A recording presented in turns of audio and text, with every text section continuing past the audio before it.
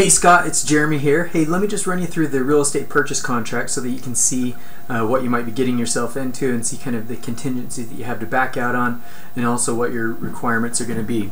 Anyway, here's the, as I explained to all my clients, this is approved by the Utah Association of Realtors. It's a legally binding contract from the state of Utah.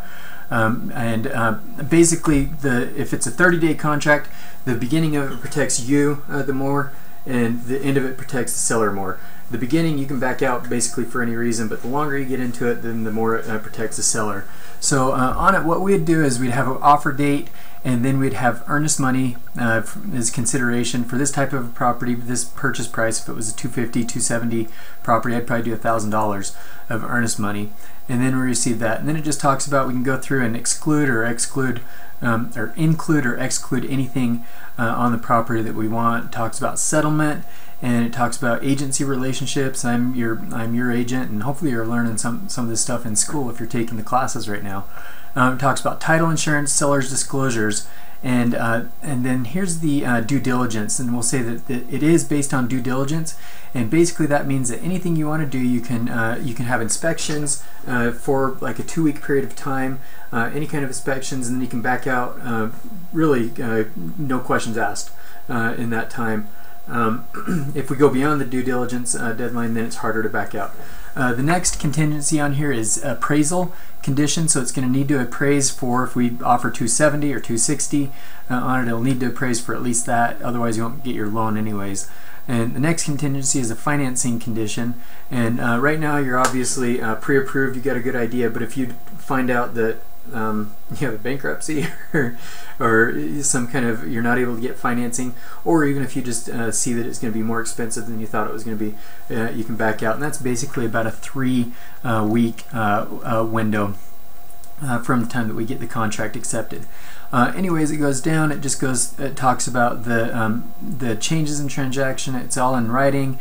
That we are on board, on the same page with the sellers.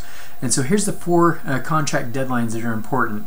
We'll have the offer, and then usually what I do is we ask them for seller's disclosures, in which they fill out it's a packet of about 6 pages long, and it just goes through the roof, the foundation, the plumbing, the heating and air conditioning, and everything on it, and they have to disclose anything that they know about the property there. And usually we give that about a week, a few days or whatever, and they'll get that right back to us. And upon our review, we can look at that and make sure that there's nothing there that would cause us to want to back out.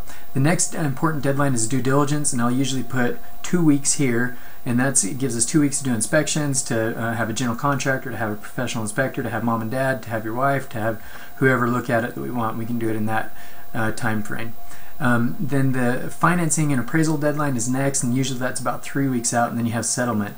And so on this, if we do a 30-day contract, it would be 1 week, 2 weeks, 3 weeks, and then 4 weeks as we go. And then in addition to this, we can add addenda, we can counteroffer, we can and so I guess at the end here, you can see that we make the offer and sign it, and then they have 3 boxes they can check when they get it. They can either accept the offer, they can counteroffer the offer and give us an offer, or they can reject it. And so it's pretty easy. It's a good thing. It's a good contract, and that's what we are paid to do. Anyway, oh hey, guess what? This is you calling on the phone. I'll talk to you there. Hello.